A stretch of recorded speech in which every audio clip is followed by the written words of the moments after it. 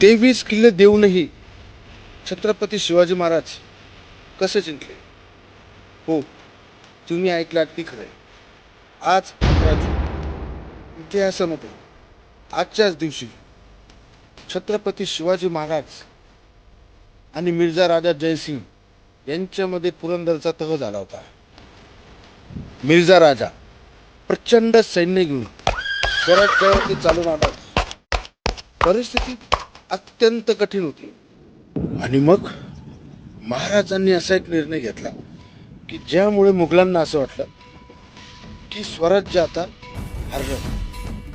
छत्रपती शिवाजी महाराजांनी 23 किल्ले हे मुघलांना दिले आणि काही वर्षामध्येच गमावलेले संपूर्ण किल्ले छत्रपती शिवाजी महाराजांनी परत जिंकून आणले. इतिहास शिकवतो आपल्याला प्रत्येक तह हा पराभव नसतो, कधी कधी तो पुढील विजयाची सुरुवात असतो. जय महाराष्ट्र.